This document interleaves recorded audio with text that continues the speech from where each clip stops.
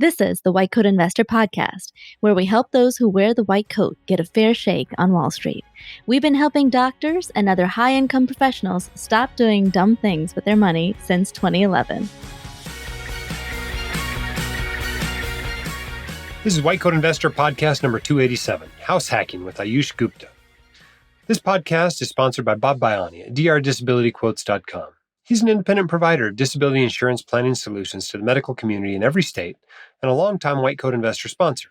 He specializes in working with residents and fellows early in their careers to set up sound financial and insurance strategies.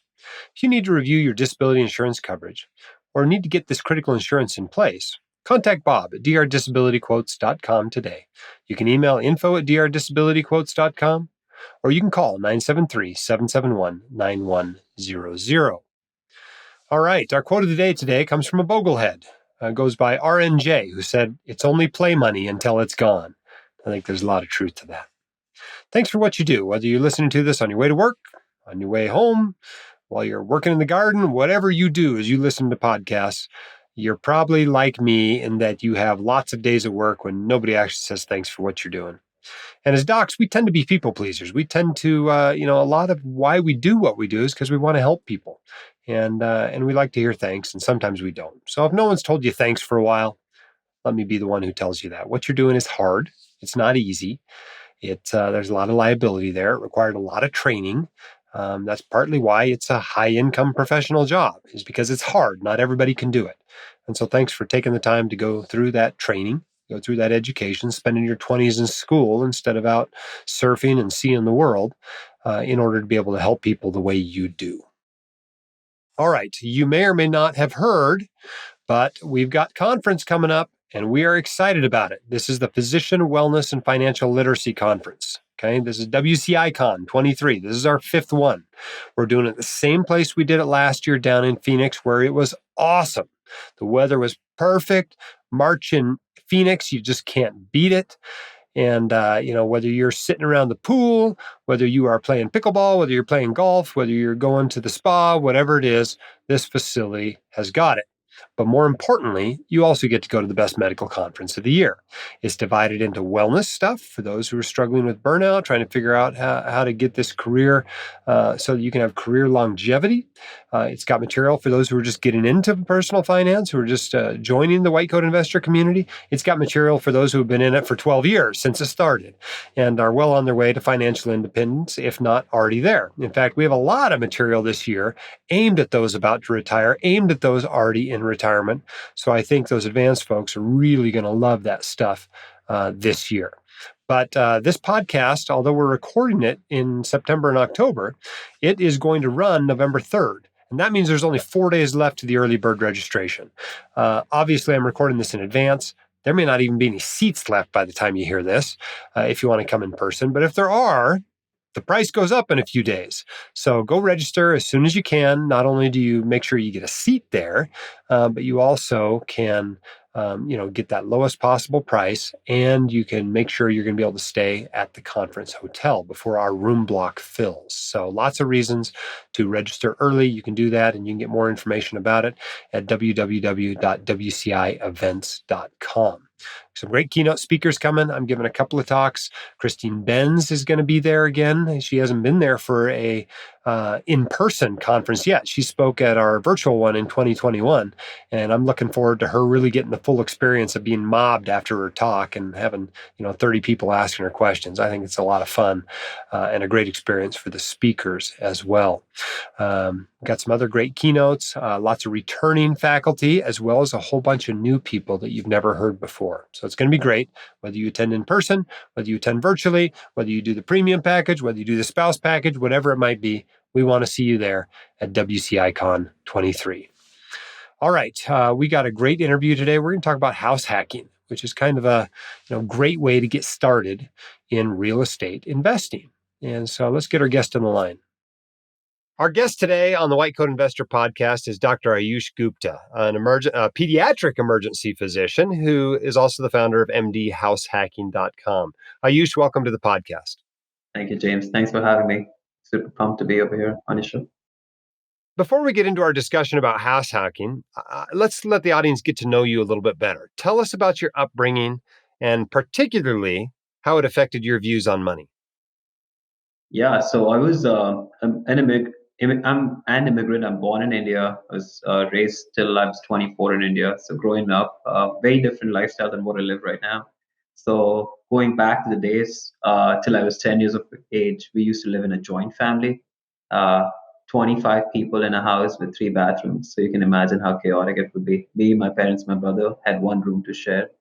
So lived in a very big mindset of scarcity. A lot of we are not rich and you can't get that. A lot of like you got to work hard to achieve it. It's your friends whose parents are rich. So a lot of scarcity.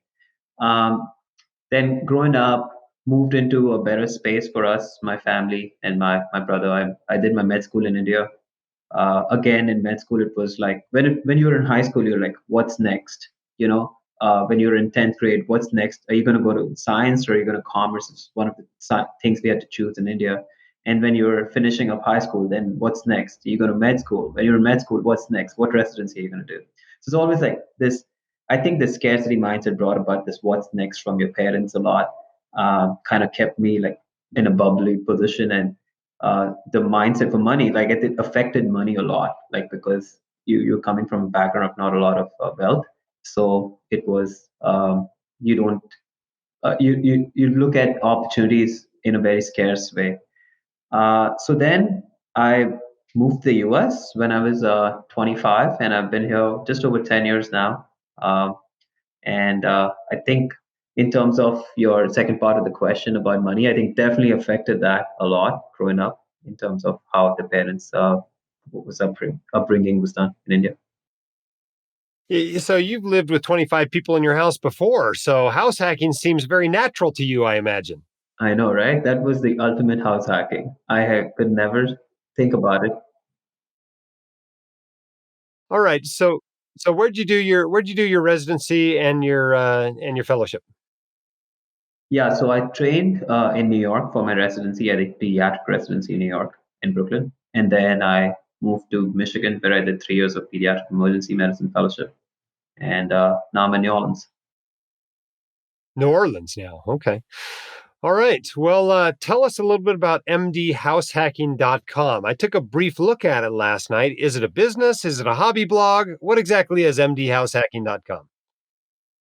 Yeah, it's house hacking has been this great opportunity and great tool to help me create resources and wealth that I never thought existed. So I created this website, social media. It's called MD House Hacking, and it's basically a resource, a platform for medical professionals who want to get into house hacking. There's a bunch of tools available over there, like you can like download calculators and stuff. But I think the main value that I provide over there is to just get on one-on-one calls with people, especially like medical professionals like residents, PAs, fellows, med students, young physicians who are trying to get out of um, this rat race of working into medicine and trying to get into financial freedom. Just talk to them and going through what the process of house hacking looks like. And I think everybody can do it. So is this a labor of love, or are you like charging them for coaching them to do it, or how's it work? Right now, it's all free. I think at some point, I think I'm going to start charging it, but right now it's labor of love. I think one thing I've realized is the effort of giving, the value in giving to people is a big satisfaction. It helps me work harder towards whatever I'm trying to achieve. So right now it's labor of love, just trying to spread the concept around in our physician or medical professional world because a lot of us are not trained to learn about finances and businesses. We're all focused towards medicine so much. So this is more about just creating the awareness with people and showing them that if I can do it, anybody else can do it. And it's been done for years. All right. Well, let's talk about house hacking. Let's start with just a definition. Can you define for the audience what is house hacking? Yeah, house hacking is basically in my mind, the safest real estate investment strategy in which you live in a portion of the house and then you rent out the portion of the house to other people so they can contribute in helping and paying your mortgage. So it can be done in various ways. You can live in a one unit building and you can rent out the other units to the other people, or you can live in a single family house in a bedroom and rent out the other bedrooms to other people. There's different ways to do that, but it's basically renting out a portion of your space to other people to help you pay some of the mortgage. I think the classic way is someone buys a duplex. They live in one half and they rent out the other half. But obviously, there's almost an endless number of variations. If you rent out like an accessory dwelling unit downstairs, that's like a separate apartment, or a guest house on the property, do those count as house hacking, or are they separate because they're technically separate dwellings? No, 100%. They count as house hacking. So I like to define it in like three ways to understand, to make the medical professionals understand, like the medical student way, the resident way, the attending way. So the first one is like a beginner medical student way, in which you like buy a single family house, you have like 5 bedrooms, and you rent out 4 of them and you live in one of them. That's a way of house hacking. The second one, the resident way, is like you buy a bigger property, like a duplex, like you were saying, a triplex or a fourplex, something like that, and then you live in one of the sides, you rent out the other sides. As a resident, you need that privacy a little more than a med student, so you get that, but at the same time, you getting a portion of your mortgage covered, or you even getting cash flow out of it. And the third one, which is like an attending style, in which attendings are like, I'm an attending, I need more space, I don't need anybody, my privacy is like, you have this big house and you have an ADU or a guest suite or a grandma suite in the back, and you rent out that to either a long-term, mid-term, or a short-term tenant. So all three can be house hacks. What do you see as the main benefits of house hacking?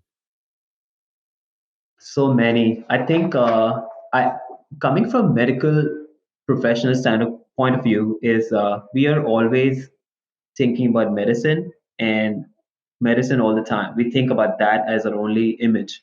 House hacking gives you opportunity to do other things in life which is not medicine related, but use the determination and the grit you learned in medicine to develop financial freedom. It's a safe way to invest. A lot of us into medicine are like really worried about our investment. We're like very stuck to our money. We don't want to give it to anybody because we think it's they're gonna spoil it, or they're gonna drop it. And it's because we've worked really hard to earn it. House hacking is a very, very safe strategy in which you have to pay rent to live somewhere. Instead of paying rent, you're paying mortgage, but most of your mortgage is covered by other people. So I think that's really good. I think what other people can learn from it, especially coming from my experiences, like other strategies in life. I didn't know that I'm going to learn or love finances as much as I do now. I don't know I love Excel sheets as much as I do now. Some people love hospitality a lot. They love Airbnb being a part of their property. So they love decorating. And I've seen physicians who started to house hack a portion, or Airbnb a portion, and they love it. They love catering to guests. They love decorating the place. They have their entire family and kids taking part in that project. It's a great family bonding thing as well. It creates a passive stream of income. Like if you start in residency and you're doing that, by the time you are in fellowship or you are at being an attending, you have that other stream of income coming in. And one of the big things, I think, you being an ER doctor, me being pediatric ER as well, is burnout in medicine. And I think what helps preventing burnout is having these other streams of income, other sources coming in. uh, House hacking or investment helps with that a lot. Prevents resident burnout, prevent earning attendings burnout. So I think lot of benefits overall to it, and very, very low risk strategy to get into real estate investing. Yeah. Well, I mean, you may be able to have a significant income, but certainly you can reduce your costs of housing. That's beneficial. You may be living in a nicer But place than you could afford on your own. In a yeah, market that's hot where things are really appreciating fast, you now own a bigger, more valuable property that's appreciating fast, and it's probably leveraged to 100%. boot. So you're probably making significant amount of money on the appreciation. But let's talk about Yeah. some of the risks of house hacking. What do you see as the risks here of doing this? Yeah, great question. I get this a lot. I think two big things, and I can share with examples. What if I get no tenants? Is one risk that I get, and I have to pay the entire mortgage myself. And the second thing, which is even bigger, is what if the toilet get clogged in the middle of the night and I'm in the ER or I'm in call for a hospital? How am I going to fix that toilet which is clogged? Uh, Both of them can be offset by great resources and systems when you buy a house hack and you set that up. You don't need to. I don't know how to clog a toilet. I don't know how to work anything. I don't know how to drill a nail. I probably know how to do that, but I don't have to do that. You have you have I a got news for handyman, you. you have You a pound carpenter. nails. You don't drill them. So I'll give you a little See, tip there on exactly. what to do with the There you nails. know. Yeah. There you know. So that explains to you. I've been doing this for 3 years now, and I still don't know how to do that. And I do like major renovations. So it's something that you don't really have to do it. You screen your tenants. You screen your tenants really well, so they're not going to be messaging you in the middle of the night. If there is something that's an emergency in the middle of the night, you have systems and processes like you have a handyman or you have a property management company which is managing that.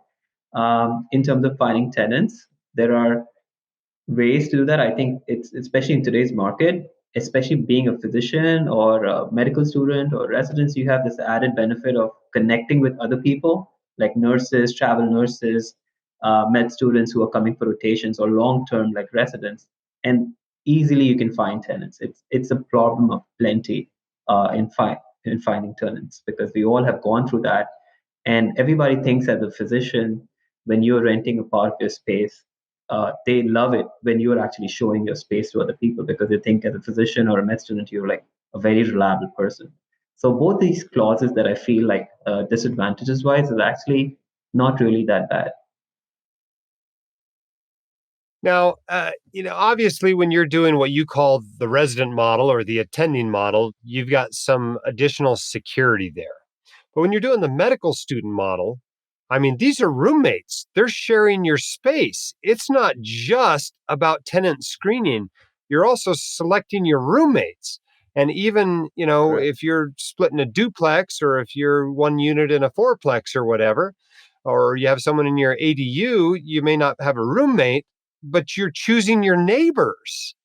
Um, Yeah, I think a lot of people worry about that. I mean, these people that are coming to live in your house, they've got access to your food in the fridge. They've got, your computers in the house. They could steal that or get on it and steal your identity or, use your bed or, they're going to dirty your toilet. What do you think about those concerns that people have that keep them from doing house hacking? that's such a common concern. That's one of the first things that a medical student or resident asks me about that.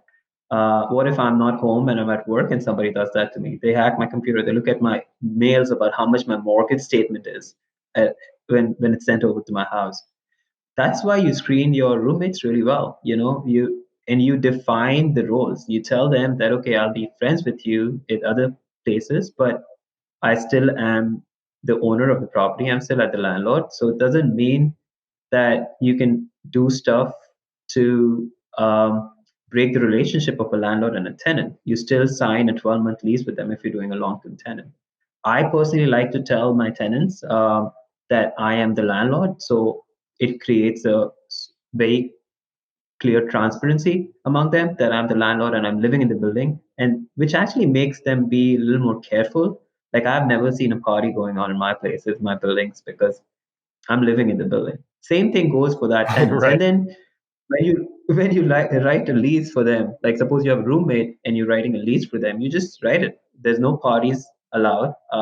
Obviously, you're not going to write like I mean, you write in the lease that don't use other people's food and bathrooms and stuff like that, and that's violation of lease, and you can kick them out. And at times, if that breach is happening, you can bring it up to that person and be like, hey, this is what's going to happen. This is your lease. You've signed it. Make sure you sign the lease. I think what a lot of people do is like, hey, that's my buddy, so I'm going to just have him as my roommate and pay $750 a month. Helps me off some of the costs. But it's so important to have a written document signed. It helps you a lot in the future. So and I lived with roommates during residency and fellowship, and I didn't buy a house that time, but I had roommates. But I think it's the same thing. Like as a roommate, you choose another roommate who you think you're going to be compatible with, and that person is not going to touch your food in the fridge. So, Yeah. yeah, that's my feedback on it. I think just having a roommate in college, it's the same way having a roommate while you own the property too. You lose a bit of the barrier that you typically have between a landlord and a tenant. It's a business relationship because sometimes you have to Right. evict these people. You think it's harder to evict somebody that's also your roommate, that you see the difficulties they're going through, why they can't pay the rent? Do you think that's emotionally harder to do an eviction? It can be. I won't lie, it can be if you're trying to evict somebody who's your roommate and your friend. But that's why you have your security deposit. Doesn't matter if you're roommate or not, or a friend or not, you get a security deposit. And you tell them, I mean, you have to pay the mortgage and you're dependent on that person's rental income to pay the mortgage. uh, if they know that you are the owner, they also know if you are a co-resident or somebody like that, that you make so much salary as well, because everybody knows how much a resident makes approximately.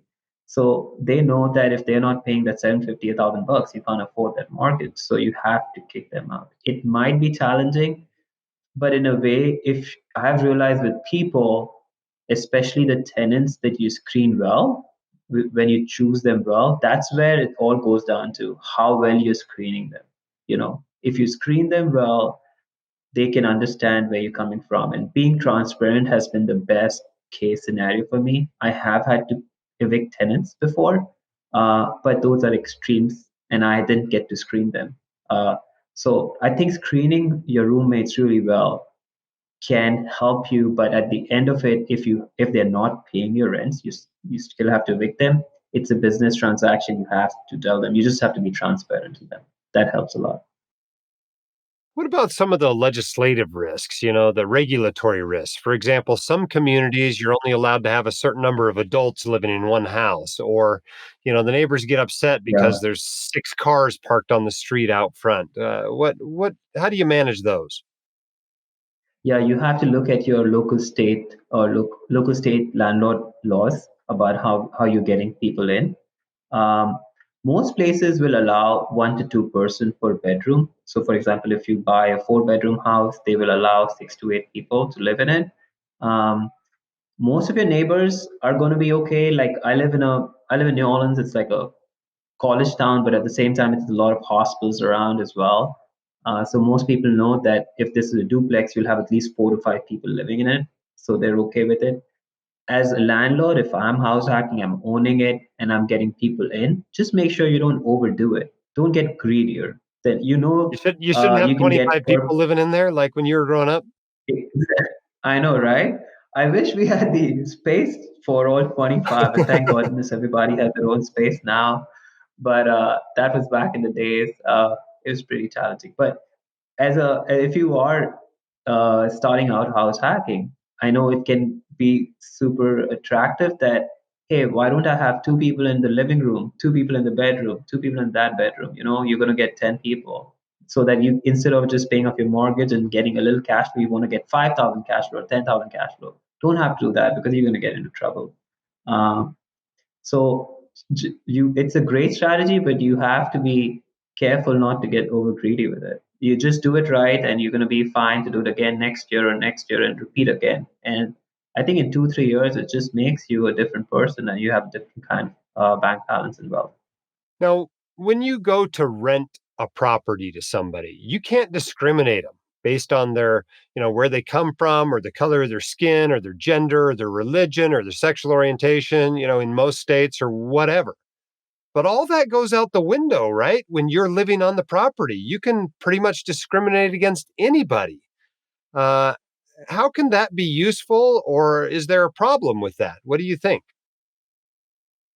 I think it's you don't call it discrimination. I think you'll get into trouble if you like telling people who come to apply for your house as any of these things that you mentioned in terms of race and gender and color, that you don't want them in your property. You just have to, like, you own the property, you choose your tenants. You don't have to tell the other people why you didn't choose them. So that's where the discrimination stops.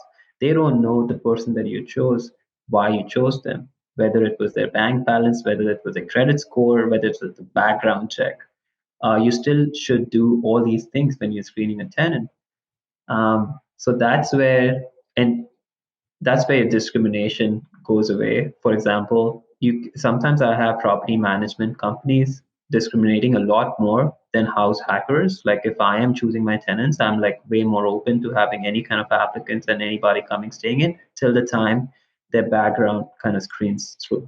But a lot of times you can hear that from property management companies that they're not taking somebody because of some race or color. So I think because you're the owner, you really, really care about that place. You really care about who's going to stay with you. So you try to pick the right person for you who's going to be But sleeping in the next But you room. could do that. Yeah. You could make it so the only people that lived in your Yeah. house with you were straight Catholic women if you wanted to, right? Yeah, you There's no can. rules against 100%. that if You, you're it's living you. there. There's no discrimination if somebody who's non-Catholic male who's applying for that place, but you only want Catholic women who's applying for that place. You cannot post it online. That's discrimination. You cannot post it looking for a Catholic woman who for a roommate like that. I think that can be considered discrimination. But once people come in, you can screen them like that, and you can choose. I chose my tenants the way I wanted them to be. Yeah.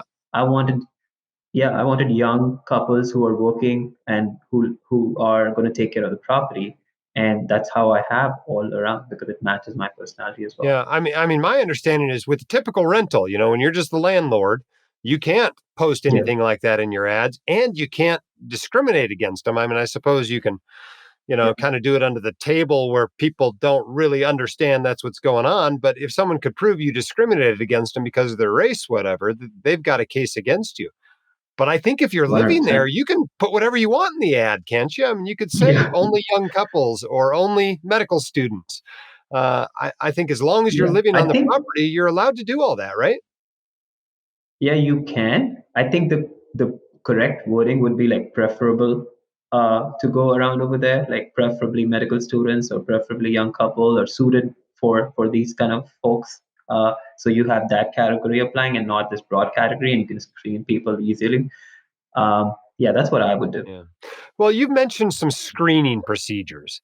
Tell us about your application process, right? You've decided you got this bedroom, somebody moved out, you want to bring somebody in to stay in that bedroom. What's the application process? How do you screen? Walk us through that. Yeah, yeah. So for me, the application process is very broad. Like I would create a broad net of people that I can get in from. So, for example, uh, as you were saying, I can choose my tenants. I love medical people. Like I love medical students. I love residents. I love nurses who can come and stay. So one of the things that I do, which other people don't have it, is talking to program coordinators. Like I know program coordinators around in the hospital that I work in, and asking them if they know any classes, any residents or med students. Same asking the other residents and med students.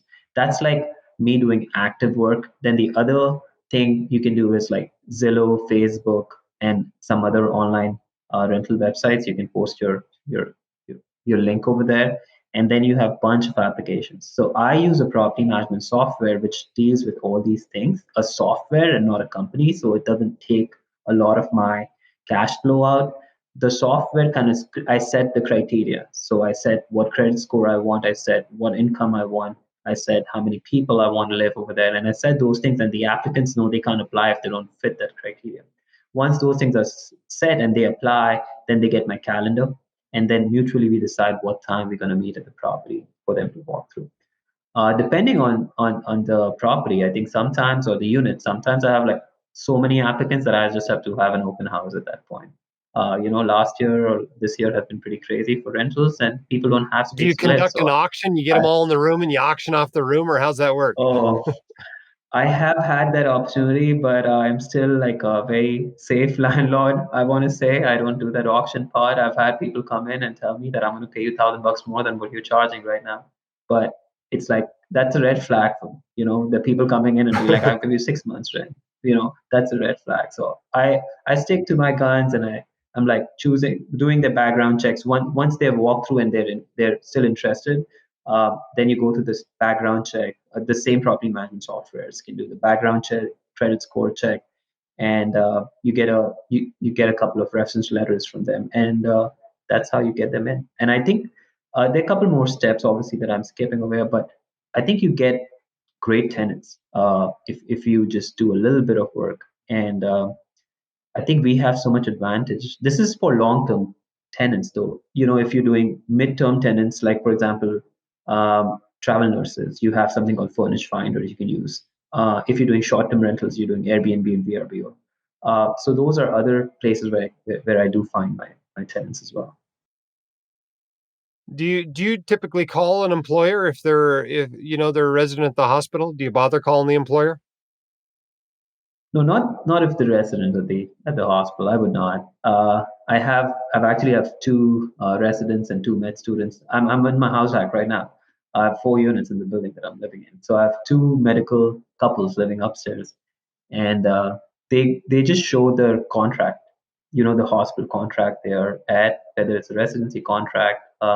And it's super easy these days to do a background check on people. Like, Facebook has a bunch of stuff. You can Google the names of people and you can actually do a quick background check on people. So it depends on what kind of, there are non-medical people. If I'm getting in, I would definitely call their employers and make sure they're okay.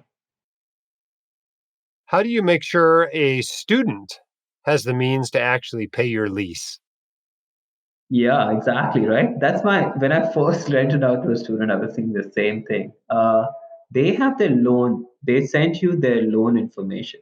So whenever they take a medical student loan, they get a portion of money which is directed towards rental. And I didn't know that till I saw the paperwork that they sent, and they had a amount that was written over there. And if my rental amount is much lower than that, I know I'm in good situation with them.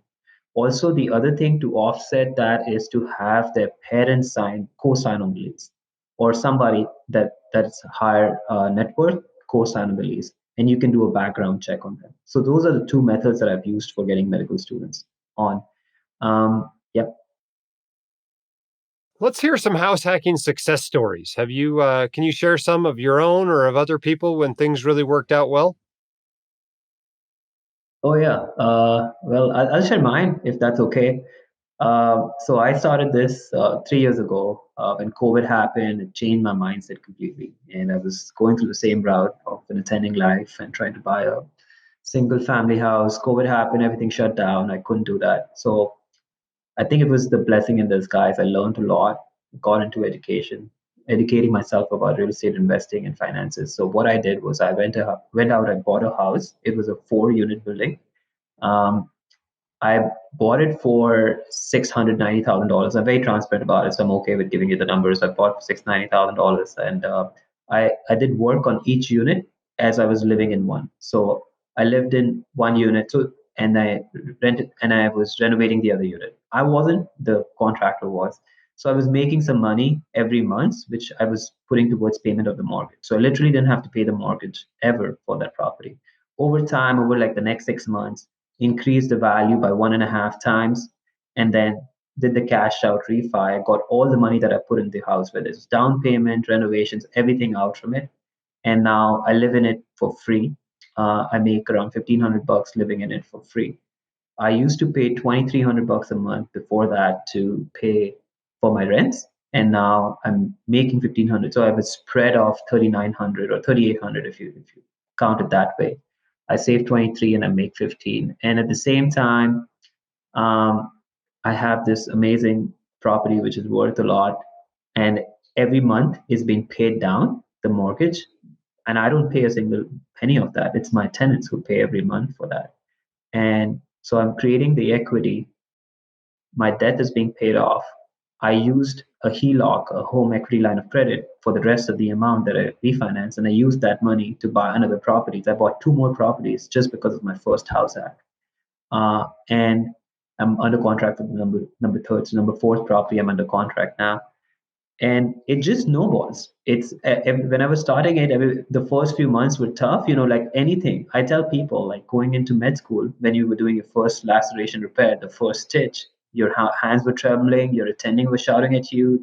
The fellow was like, "How slow this person is! They're never going to survive." But then 10 years later, once you go to residency fellowship, or even if you don't do fellowship, residency, and then now you're attending, you're good at it. You can do a seizure in like 5 seconds. Same thing for investing. You don't start like at 10 out of 10. You start with learning how it is. So it was a good learning process, but it snowballs very fast. That's what would be my that's my success stories. But there's a bunch of people that I know who like Airbnb aside and then moved out and then did it again, like residents who did one house in a 3 year period during residency and another house in a 3 year period during fellowship, and now they're attending and they're making $3,000 from those two houses as a passive income completely after paying out the debt service, and they love it. That's pretty awesome that you're 2 or 3 years out of training and you're already working on your fourth property. So that's pretty exciting. How about horror stories? Have you heard any house hacking horror stories? I mean, you've been doing this in what's been a pretty awesome real estate market. Let's be honest, right? Everything's going up in value. Exactly. Yeah, 100%. Have you heard any horror Yeah. stories from people that tried to house hack? Yeah, I have. I have. I think it's less horror stories than wins. I think one of the things is the real estate market of the last 3 years have been on the upswing, and right now you start to hear more horror stories. I think the more horror stories you hear about is the more the rehab projects, the ones that people only take to value add.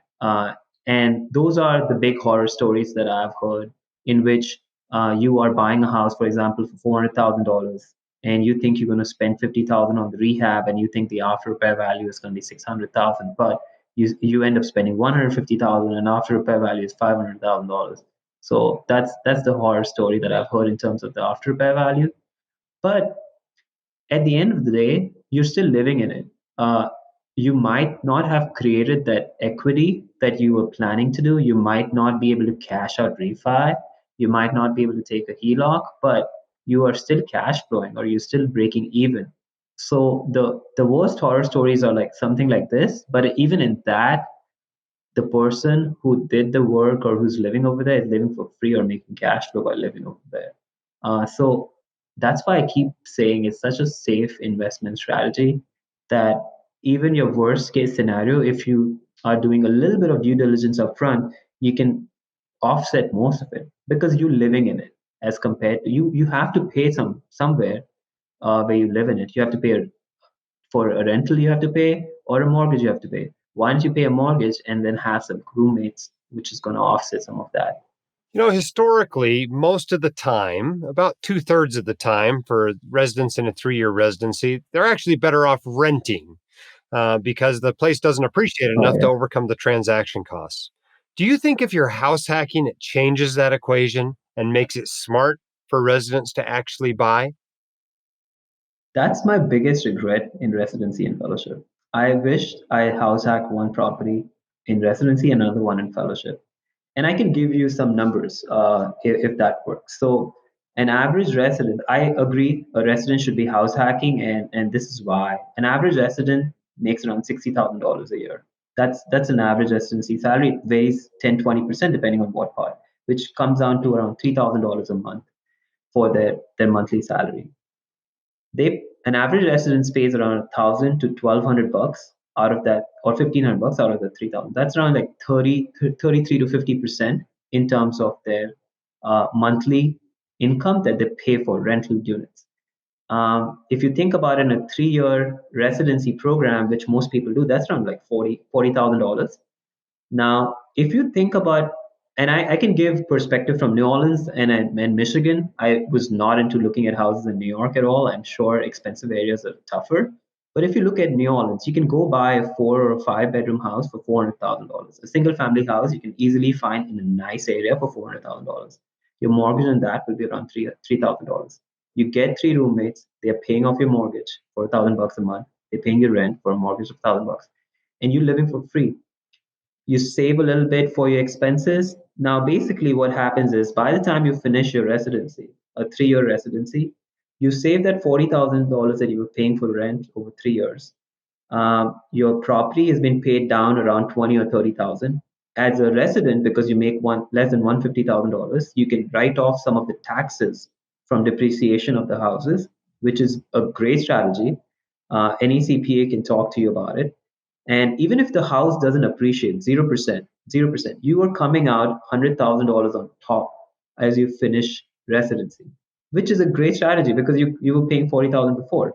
And now you have a property when you leave residency, you rent out the fourth bedroom to somebody too, which is cash flowing $1,000 or $12,000 a year, $1,000 a month or $12,000 a year. So it's a great, like, imagine starting that when you're attending and you're so far ahead.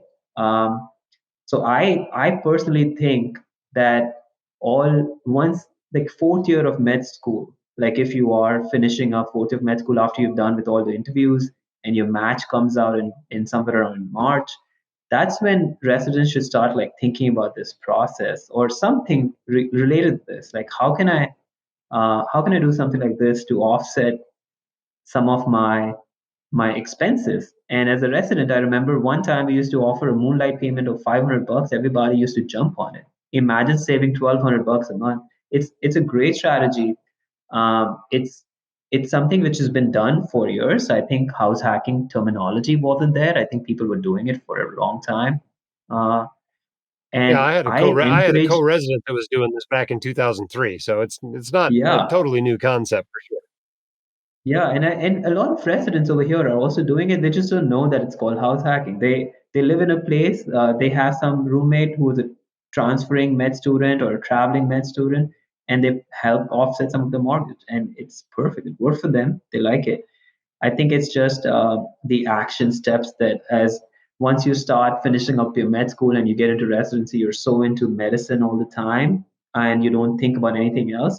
But just focusing a little bit on some other stuff can exponentially charge your future. So let's say you're a resident, you decide you're going to do this. You walk in and you want to buy this 400, 500, $600,000 house. And they're like, all right, well, how much do you make? And you're like, I make 55,000, right? Yeah, That's a little hard. How do you make sure I you know, right? qualify for the loan? Because you tell them, oh, I'm going to rent out 3 rooms. I'm not sure the lender believes you, right? Yeah, How do you that's qualify for that loan? that's perfect. So there are like a few type of loans which is very helpful for doing that.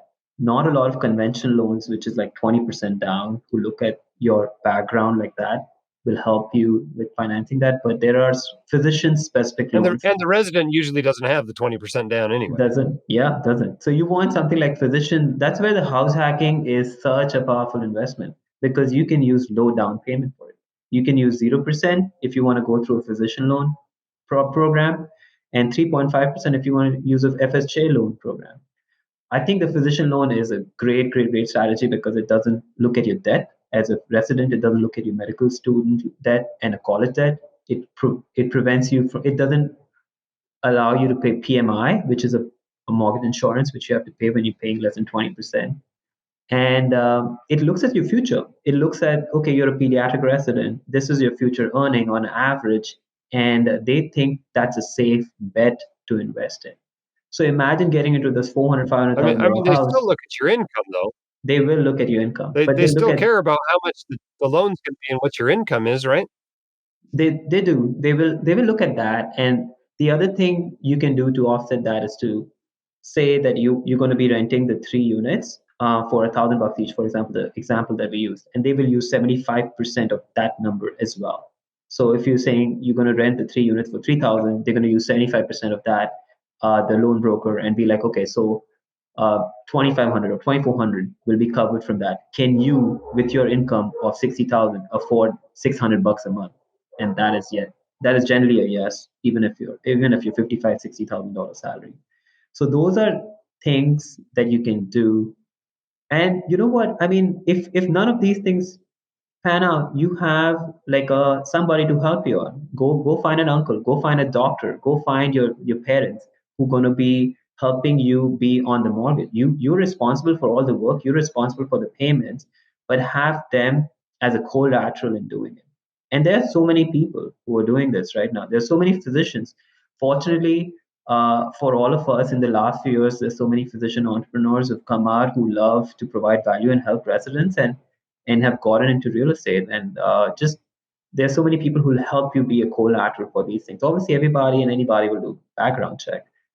Best place is your family. Start with your family. If you cannot have a mortgage lender give you the loan based on your income, have your family sign off on it, and you be the main person on it. So that those are ways to offset it.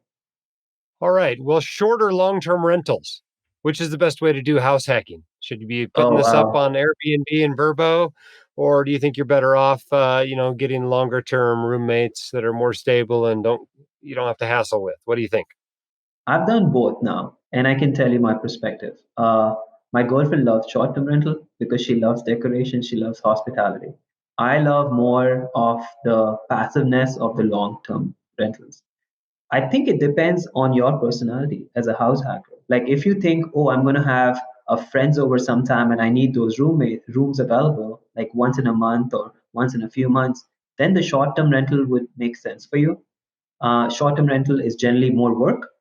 However, it more cash flow as well. So the same property which would cash flow with three bedroom, 3,000, a short-term rental would cash flow around 5,000. It depends. I mean, I'm just giving arbitrary numbers, but short-term generally cash flows a lot more.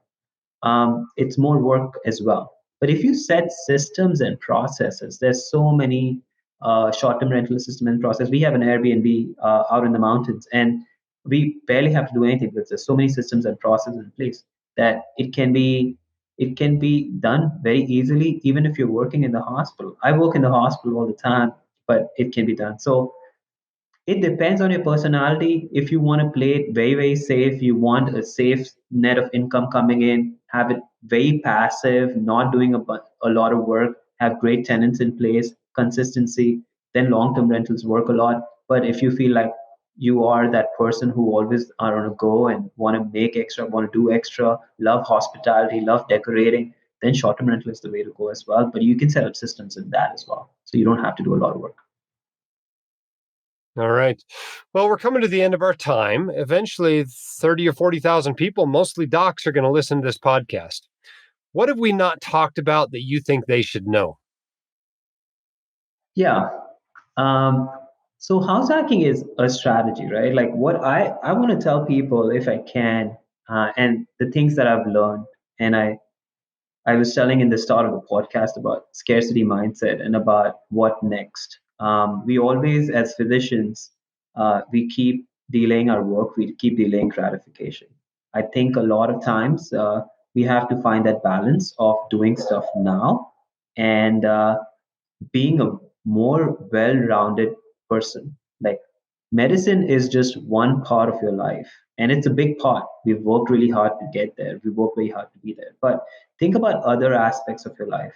If I can tell one thing that's helped me the most is relationships. Having coaches, having relationship, having mentors. Being a mentor has been great, but finding them. And that's what I would encourage people to do out there. Like if you're a resident, if you're a medicine, if you're a physician, go try to talk to other people. And most people are happy to talk to you about these kind of stuff. Then they're hiding stuff. They're happy to guide you. They're happy to mentor you. They're happy to tell you other things you can do in your stage of the life, which they might have made a mistake, that can help you to not make the same mistake. So create that relationship with other people in life, other folks, and then spend time working on other aspects, like apart from medicine, relationship, work on your health, fitness, spend time like giving and become the best of who you are today. Awesome. Well, Dr. Ayush Gupta, pediatric emergency physician and founder of mdhousehacking.com. Thanks so much for being on the White Coat Investor Podcast. Thank you for having me. Appreciate it. All right. I hope you enjoyed that interview as much as I did. House hacking is one of those things that it absolutely works. Is it some additional work? Yes. Is it some additional risk? Yes. Is it a great way to start real estate investing? Yeah. Yeah, it really is. And whether you're just using an accessory dwelling unit, whether you are renting out a house or renting out bedrooms, whatever it might be, there's a surprising amount of wealth and income that may be hidden in that place you're living. This podcast was sponsored by Bob Bayani at drdisabilityquotes.com. One listener sent us this review about Bob. Bob has been absolutely terrific to work with. Bob has always quickly and clearly communicated with me by both email and or telephone, with responses to my inquiries usually coming the same day. I have somewhat of a unique situation. Bob has been able to help explain the implications and underwriting process in a clear and professional manner. Contact Bob at drdisabilityquotes.com today. You can email him at info@drdisabilityquotes.com, or you can call 973-771-9100 to get disability insurance in place today. Don't forget, if you want to come to the conference, now is the time to register. www.wcievents.com. I'd love to meet you in person. I love the conference. I feed off it. I like to hear your concerns, your challenges, your successes. They help direct the direction of the content for WCI, for the blog, for the newsletters, for the podcast, for the video cast for the next year. And so it's a great opportunity for me to meet a large part of the WCI community all at once. So selfishly, I hope you come to the conference. Thanks for those leaving us 5-star reviews and telling their friends about the podcast. Our most recent one comes from Bo Sizzle, who says 5 stars. I can't say enough good things about this podcast. It is a must listen and for me, the best tool in the suite of WCI offerings. I tell all my medical coworkers about it, and it still amazes me how many have yet to stumble onto it. Keep up the good work, Dr. D. Thanks for the great review. I appreciate that, Bo Sizzle. All right. We've come to the end of another podcast. I hope you enjoyed it. I enjoyed making it. Luckily, my technical team has to spend a lot more time on it than I do. But either way, please keep your head up and your shoulders back. You've got this, and we can help. We'll see you next time on the White Coat Investor Podcast. The hosts of the White Coat Investor Podcast are not licensed accountants, attorneys, or financial advisors. This podcast is free entertainment and information only. It should not be considered professional or personalized financial advice. You should consult the appropriate professional for specific advice relating to your situation.